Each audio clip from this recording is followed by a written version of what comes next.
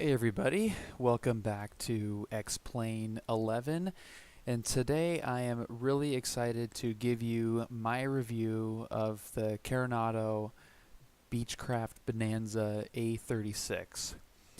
So while I kind of look around the outside of this plane and show you some of the exterior textures, I'll tell you a little bit about why I bought this plane.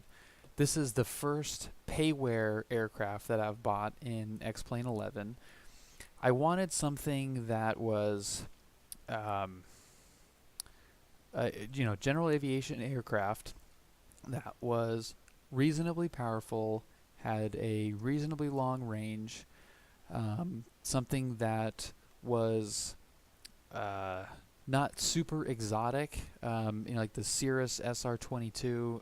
I am absolutely in love with that plane, and there was a Payware version of that. I think it was even from Carenado that looked fantastic.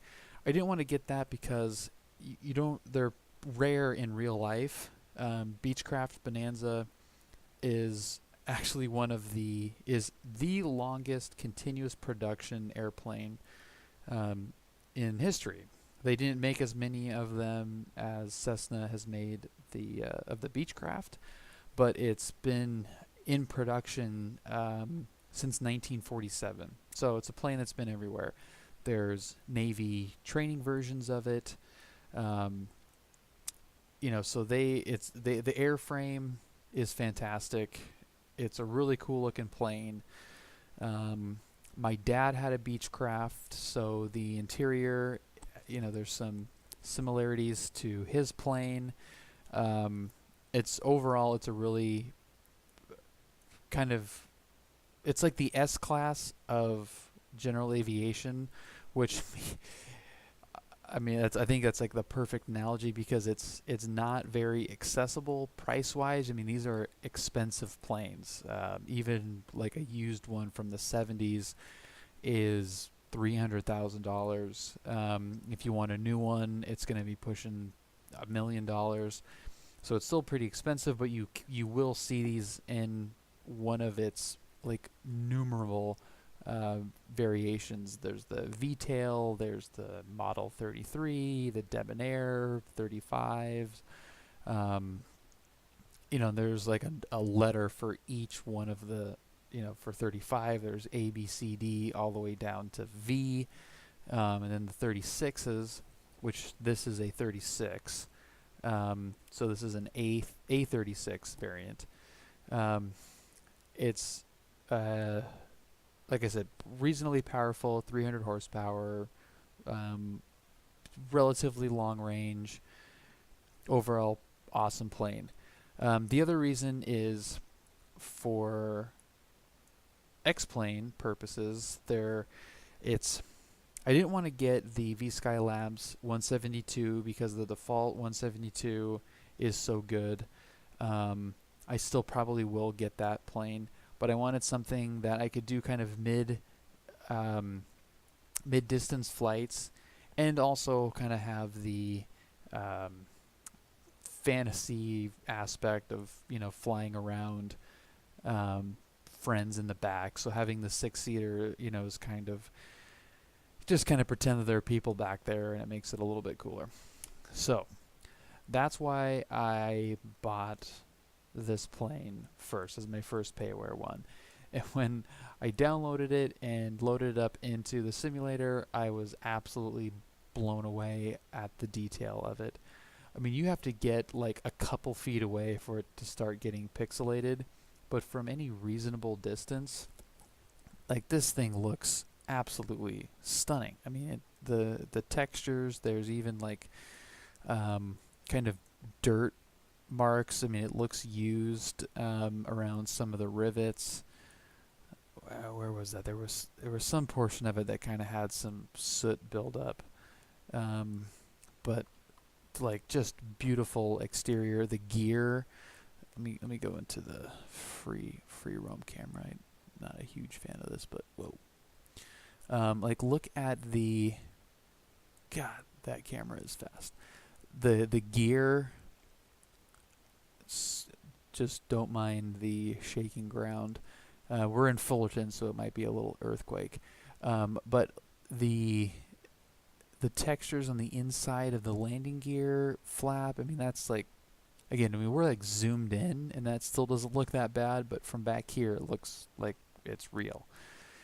Same goes with the prop. Just all of these textures are very, very well done. You definitely get what you pay for. And this isn't even that expensive of a payware plane either. I think it's like $26, $29. So not too bad. Let's get the passenger doors open. So the animations on the doors look super awesome. The static elements, the chocks, pitot cover, awesome. Super, super cool. So let's get those closed and go into my favorite part of the plane, which is the interior. And this is where it's just awesome. I mean, look at the textures and the reflections of this interior. It's, I mean, I freaking love it. Look at that. 3D, fantastic textures, the reflections even on the handle for the throttle. Really, really awesome. So I did do a little flight with this already, and I'm really happy I did, because I discovered a few kind of goofy things about it that I'll show you once we get the thing running. So I don't know, what the hell, X-Plane? I don't know why they insist on having random bucking deer in Fullerton, but they're like all over the place at this airport. The back club seating, really cool, animated. The little tray table here. Super immersive plane.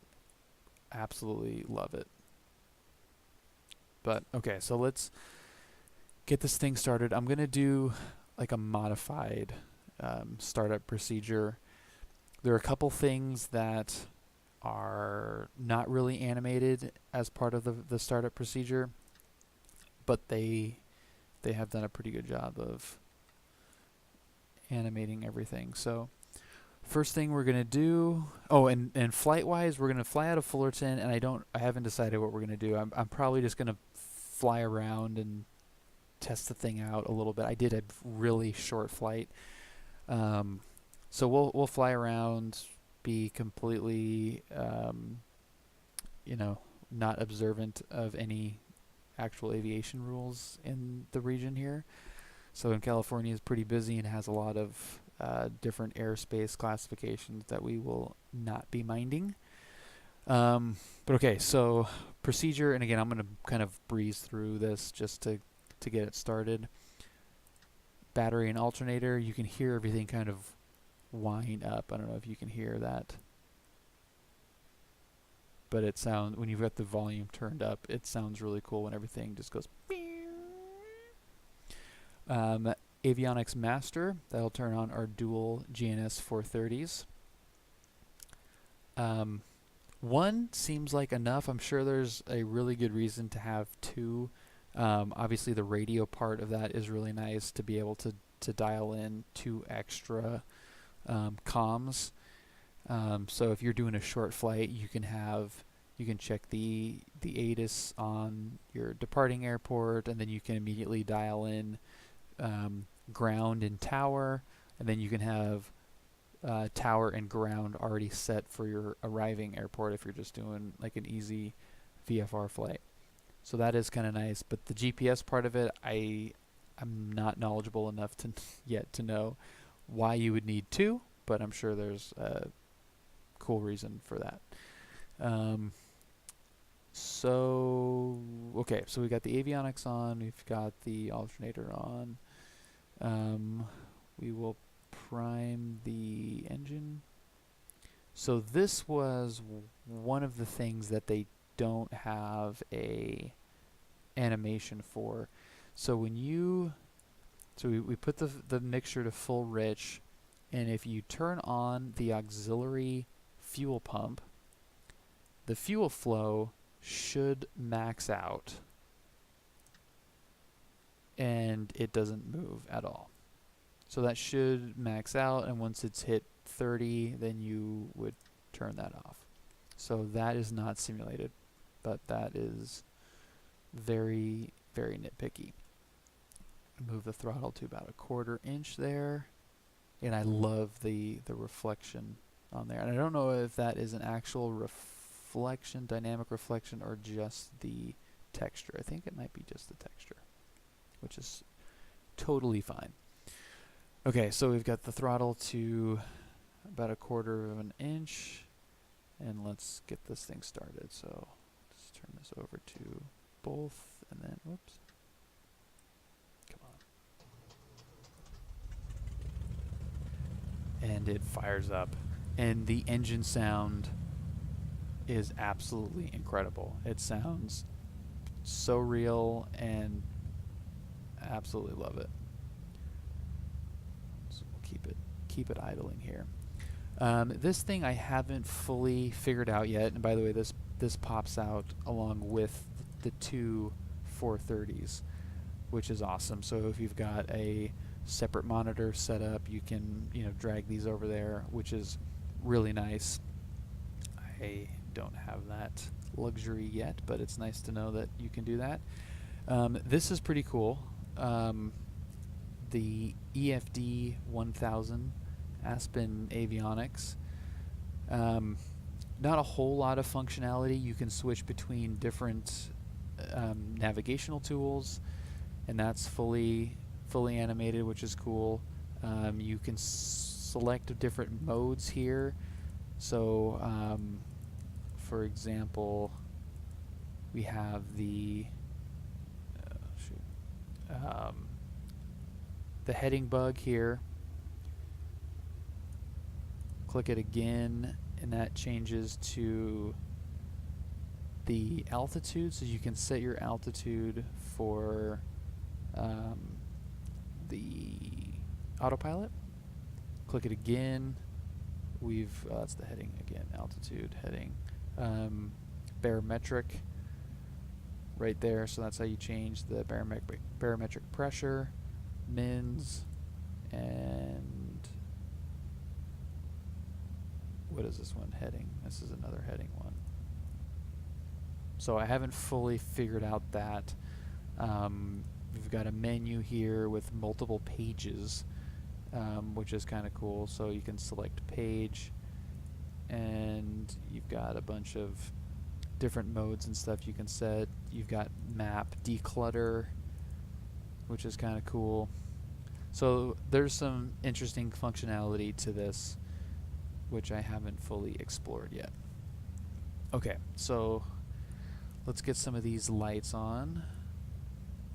We'll do strobe, beacon, nav, sure. The panel lights look fantastic, especially at night. Holy crap, these look amazing at night. And we'll get the taxi lights on. Okay. The other kind of weird thing that I have noticed is the connection between the exhaust gas temperatures and the mixture.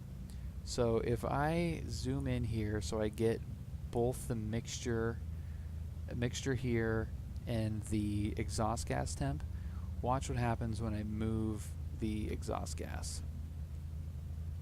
At least this was doing it before. So it's like a... Oh, and it's actually not doing it now. That is really nice. Oh, you know what it was? It was the fuel flow. So the exhaust gas seems to be independent.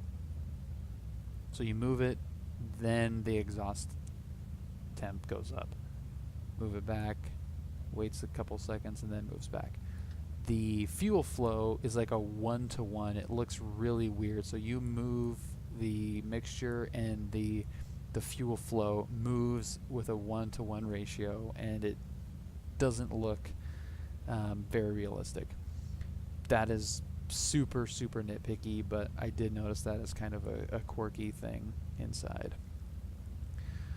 Okay, where are we at here? We are not going to worry about any radio stuff. I think I saw the windsock. Where did it go? Maybe it was the outside. Engine noise on the inside is, or on the outside, excuse me, is fantastic. What airport or what runway are we flying? Oh yeah, there it is. Okay, so we're flying. Go on the other end there. Okay. The engine, you can hear the sound change here when I open and close the little flap. Listen. Love that. And this does automatically go up once you take off as well, so you're not, it doesn't allow you to leave that down, but it is kind of cool to have it down while you're taxiing. And it does have kind of 3D sound, so if you look in different parts, the exhaust noise gets louder depending on which direction you're looking in. So that's pretty cool. Alright, what else do I have to do here to make sure that I don't look like an asshole? Let's trim it. Trim a little bit nose up. Fuel, I think we're on, I think those are both equal. There is no both, so you got to go either left or right fuel tank, and so that is one thing that you kind of have to be mindful of on a longer flight, is what fuel tank you're drawing from, and not to get too low on one. So that's kind of cool. This defaults to off, so you have to turn on both of these homies every time, so you got to remember to do that as part of your checklist. But pretty cool.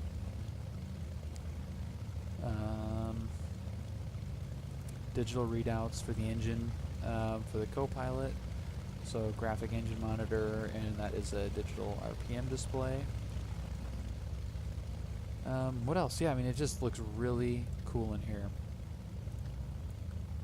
and sounds fantastic. Okay, so let's go taxi out, and once we get to the run-up area, I will show you probably one of my least favorite things about this, but you get a nice little rattle sound effect when you taxi, which is cool. One thing the default X-plane planes do not have. Of course, typical X-plane fashion, the ground physics are super goofy as we do a little light slalom here. I'll do my run up over here, that's fine. This isn't where I want to do it normally. And taxiing super fast. So there's one thing. I got the brake fully on, and it does this crazy stutter and will finally come to a stop, but it's like takes a long time. So I don't know if that's a setting on the moderate pressure braking that I have bound to my stick here, but not a fan of that at all. The other thing I'm not a fan of is the run-up procedure. So if let's get the RPMs up to 2,000. So to check the mags, I'm going to go take the key and go to right and then both, and then left and then both, and look for a drop in RPM. Let's get X, exactly 2,000. Okay, so if I try to do that, I'm going to go to right, RPM drop, about 100 RPM, that's fine. Now if I go to go back to both, let's see if it'll do it. There's left and then both. It won't go to both, it starts up, and it plays the audio of startup over the already running engine. And the same thing happens if I go to left. RPMs drop. Go back to both, and it goes to start. And it does it every time. And it is super annoying. So that, I think, needs some work. But that is really pretty nitpicky.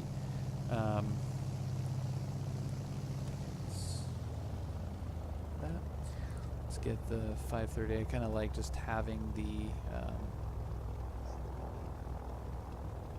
where is, there we go. I like having the map up a little bit. Oh, and we've got some traffic here.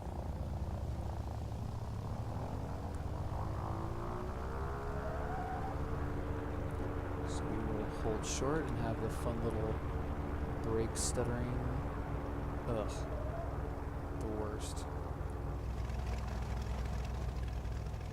God, I love the sound of this engine. Okay, so while we wait for this dude to take off, this is awesome. Look at that. I mean, that takes some work to get those to be fully articulating. My God, it's too cool. I freaking love that. Okay, so I'm gonna go.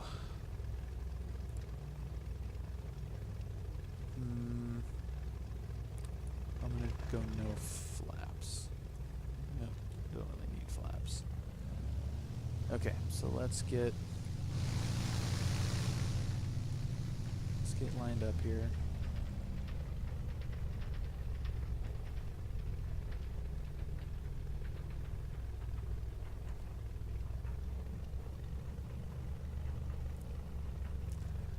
I'm gonna do a left departure as well. These guys are all going to the right, so okay. So here we go. Let's go full power, and it gets loud. I don't know how loud the audio is. Up there goes the little window flap, and it gets really loud, especially outside. Okay, oh, that's a little fast. So there's 80. Just takes off so smooth, and I haven't even trimmed it except for nose up a little bit. It's going a little bit to the right, but not too bad. Power back. And again, 300 horsepower, so it'll climb at 1,300 feet per minute easily. Sounds super. Oh God, I forgot the gear. So there goes the gear. A little knob right there. Gear up. Okay, so mixture and throttle. Look at the fuel flow. So I'm going to move. Try to get this so you can see both. Okay, so fuel flow. Throttle back and forth, like 1-to-1, and same with the mixture, 1-to-1. So kind of, I mean, it obviously works as it should, but it is a little bit goofy. Okay, let's make a left turn here. The elements on the wingtips, I love that animation. It's super cool looking. I mean, the textures are great. I mean, even up close on the interior, the belt buckle, everything looks really, really cool. Sun visors up in the air, freaking awesome. I don't know why I'm so excited about that.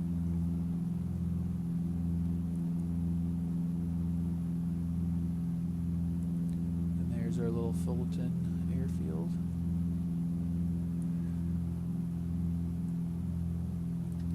Okay, so again, we got,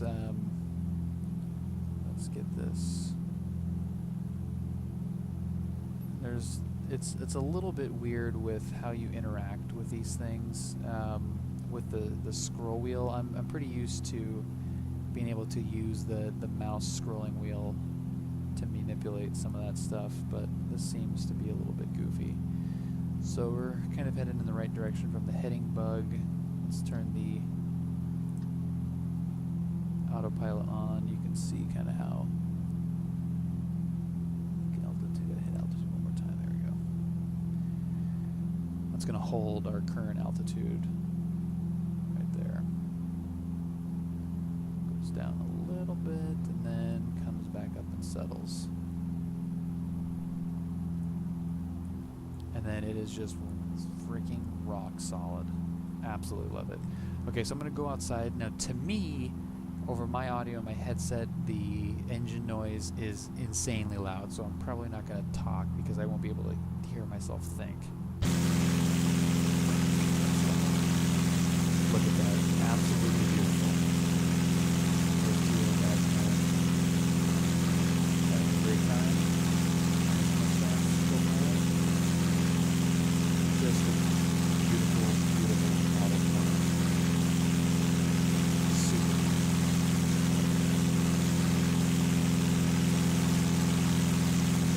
Okay, get back inside. Autopilot off.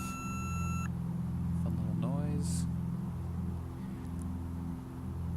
Alright, we're not at a safe altitude, but just for the sake of testing it out, let's do some steep turns. And it feels bigger than the 172 does. You know, it's not getting tossed around as much in the wind, but it does feel sporty and maneuverable and nimble, which is probably why it made a great trainer, that T-34 variant of this for the Navy. And again, it's high performance, so you can really, really pitch the nose. I mean, we're doing 180 right there, and I mean everything maxed out. I mean, let's see how far up we can go before it stalls. All right, it's not like I'm at at all. That's pretty steep, so we're gonna stall out here. I think it was like 57 knots is stall, so I mean that's pointing the nose pretty straight up, and it's able to power through a lot of that. Alright, let's find our airport. I think that's us over there, right? Yeah. And bring it down. I think that's enough of a first look, little preview review for my first Payware plane.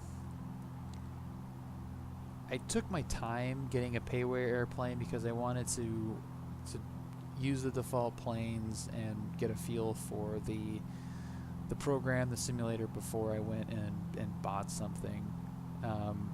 But I'm really happy I did, because it was a pretty fun experience to purchase it and to purchase the plane, download it, have it pop up. It's kind of a cool experience. Okay, so now we're over the Brea Mall, and I can see the field out there.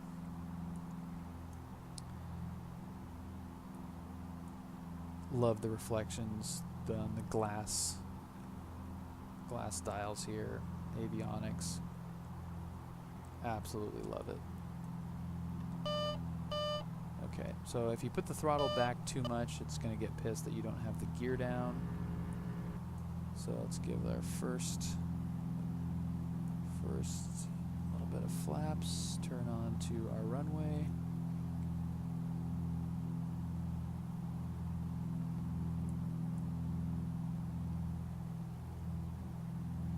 That looks nice. Let's see how our glide slope is looking according to those lights. A little high. A little high and a little right. Let's get the second set of flaps in and gear down. probably wouldn't do it in that order. And let's keep an eye on the speed. Our slope now. Okay, we're getting down. A little slow though.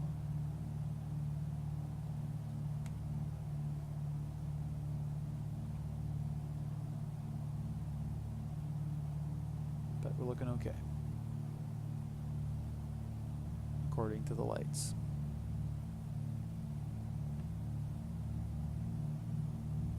I try to keep it at 95 knots, and now we're low. Now we're low.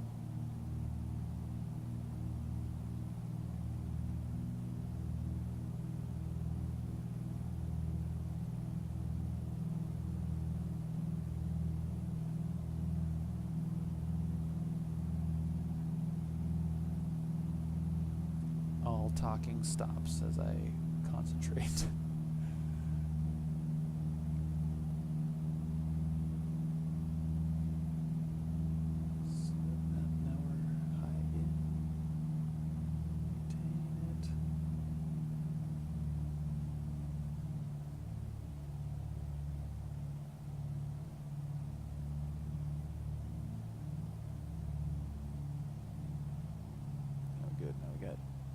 Deer on the field, and we're just gonna crash.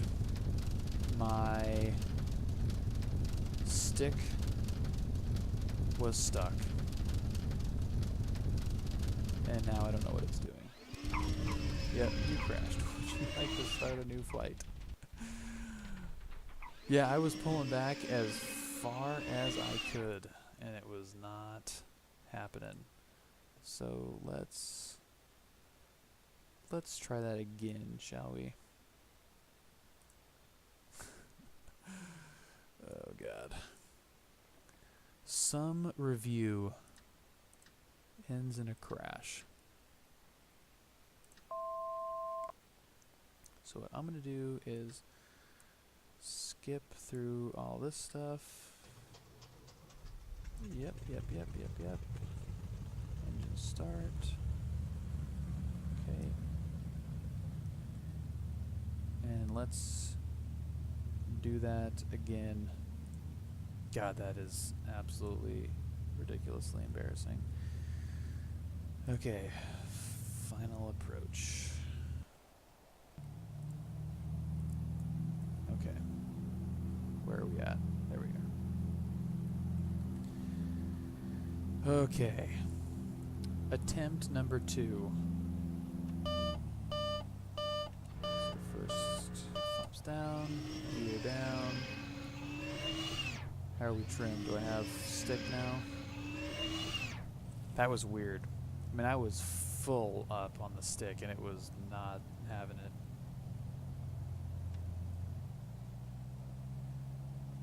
I feel like we're trimmed much better now. I wonder if it was the trim, because I did have it nose up. I don't know.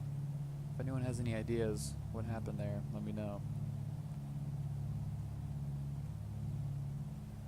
Probably user error. Okay, and now we're super low and super right. Let's try to fix both of those.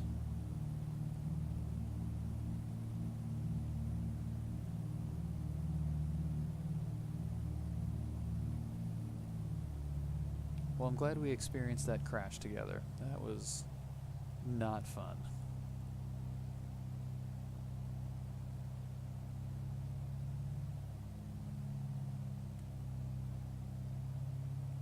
So there's 85. 85 sounds about right. We're a little high. Let's get that second bit of flaps. Good Lord, we floated right and high and all kinds of crap. I definitely need more time in this plane.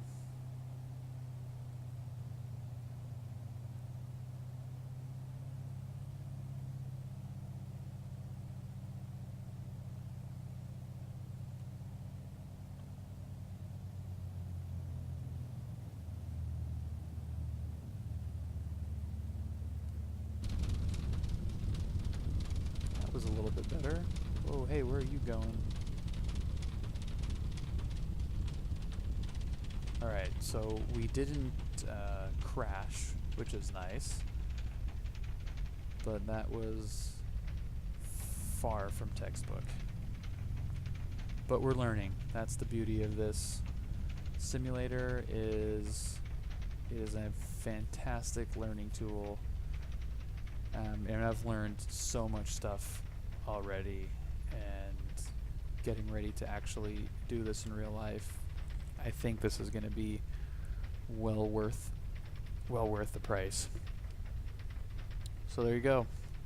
Let's do our awkward shutter to a stop. That one actually wasn't as bad. Look at this guy. What a sweet plane. Well, I am really excited to take this thing out on some fun adventures and some fun flights in this. Some of which I hope to share with you guys. So thanks for watching. If you don't already have this plane, buy it. It's awesome. You'll love it. It sounds cool. It looks amazing. Performs great. Once you figure out how the hell to land it, it's super cool. So thanks for watching, and we'll see you in the next one.